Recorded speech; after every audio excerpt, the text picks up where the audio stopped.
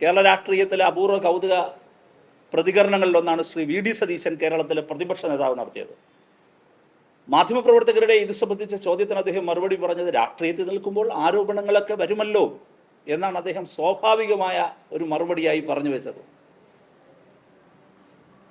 ഇവിടെ വ്യക്തമാകുന്നൊരു കാര്യം, Congress BJP deal അനാവരണം ചെയ്യപ്പെടുകയാണ്.